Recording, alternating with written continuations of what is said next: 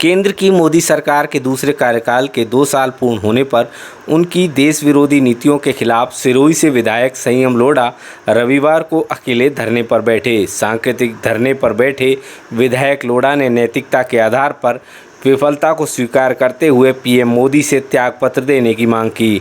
सिरोही विधायक ने बताया कि मोदी 1 और 2 को मिलाकर कुल 7 साल हो गए हैं। इन 7 सालों में पीएम मोदी की गलत नीतियों के कारण देश ने जो कुछ भी आज़ादी के बाद हासिल किया था वो सब कुछ गंवा दिया। लोढ़ा ने बताया कि दूसरे कार्यकाल के दूसरे साल में वो किया जो आज़ाद भारत के इतिहास में कभी नहीं हुआ। कोरोना महामारी की दूसरी लहर को सबसे खराब ढंग से निपटने वाले विश्व नेताओं में प्रधानमंत्री मोदी शुमार हो गए हैं। उन्होंने कहा कि प्रधानमंत्री ने देश से वायदा किया था कि भारत को वैक्सीनेशन प्रोग्राम तेज़ी से आगे बढ़ रहा है और वो पूरे देश को वैक्सीनेट करवाने के लिए कटिबद्ध हैं, लेकिन इसके विपरीत दूसरी लहर आने तक उन्होंने वैक्सीन उत्पादन और ऑर्डर की कवायद ही नहीं की। संयम लोढ़ा ने कहा कि जीएसटी, नोटबंदी और लॉकडाउन के कारण जहां देश के लोगों की आय कम हुई है, वहीं लोग बेरोजगार हुए हैं।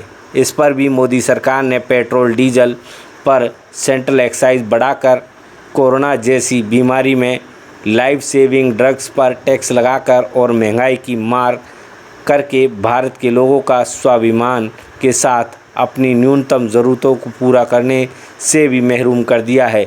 इसलिए उन्हें अपने पद से इस्तीफा देकर उनकी पार्टी के सक्षम नेताओं को देश की कमान सौंपनी चाहिए। चारों तरफ महंगाई का बोलबाला है, हर चीज़ महंगी होती जा रही है, घर में आवक है नहीं। प्रधानमंत्री जी से कुछ महीने पहले भी आग्रह किया था कि जो नॉन इनकम टैक्स पेई है, नॉन गवर्नमेंट एम्प्लॉई है, उनके खाते में कम से कम 10,000 रुपये डालें। उन्होंने ध्यान नहीं दिया। इस समय लोगों का हौसला बनाए रखना, उनमें उम्मीद जागृत करना, एक भरोसा उनको देना बहुत आवश्यक है। इस कोविड के समय में प्रधानमंत्री जी देश को नेतृत्व देने में विफल रहे हैं, लोगों को संभालने में विफल रहे हैं। मैं आज सभी नागरिकों से अपील करता हूं कि संकल्पबद्ध हो, ये लड़ाई हर नागरिक को लड़नी है, क्योंकि हुकूमत तानाशाही तरीके से व्यवहार कर रही है। ऐसे में जनमत ही परिवर्तन ला सकता है, बदलाव ला सकता है। आज इस मौके पर प्रधानमंत्री जी से मैं अपील करता हूं कि देश हित में अपना पद छोड़ दें और किसी दूसरे को सरकार का नेतृत्व संभलवाएं, जिससे लोगों का ख्याल रखा जा सके।